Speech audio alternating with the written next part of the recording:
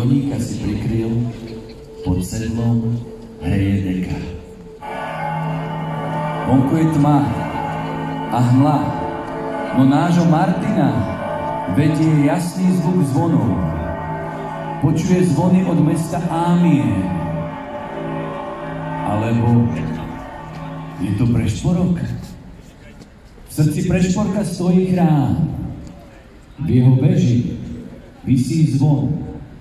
Vo zvone bije srdce a svojim hlasom prihovára sa srdciam ľudí.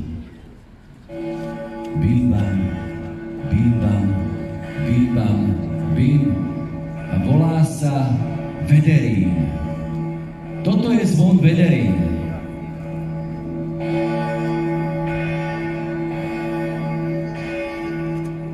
Na tomto veľmi starom zvone je latinský nápis Virtus divina pelat fulmina, čo v preklade znamená sila Božia rozháňa blesky.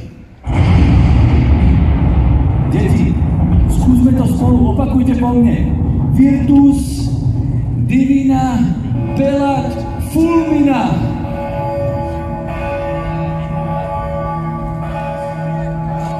Žobráka, ktorý sa triasol od zimy. Pred mestom Ámien pri mestskej bráne leží ranený a nevládze vstať neboráčik. Len nad ním mávnu rukou, ten už je odpísaný, zakrátko celkom zmrzne a zazvoní mu umieráčik.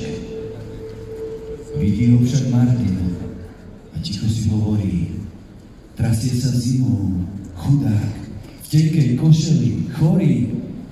Môj kôň je lepšie odetý, môj dobrý koník. Plášť mu je treba väčší než mne. Zima ho morí.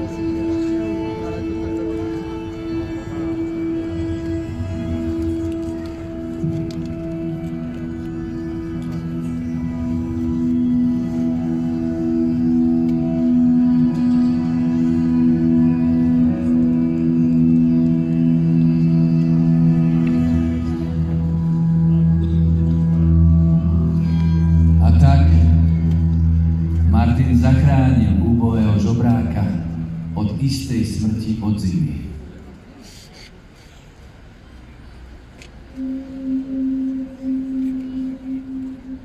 V noci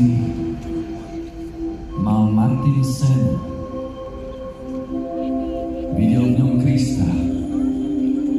Mal na sebe polovicu plášťa. presne toho plášťa, ktorý Martin daroval žobrákovi.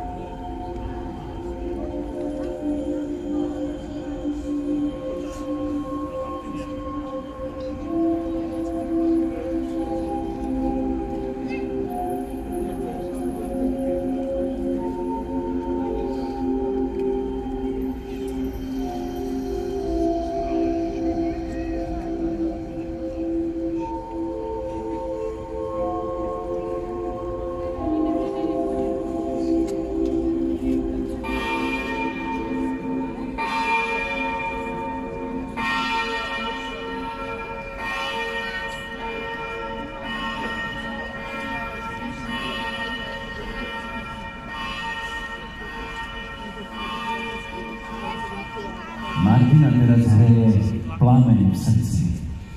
Rozhodol sa, že nadobro zanechá život vojaka a hneď na druhý deň sa dal pokrstiť.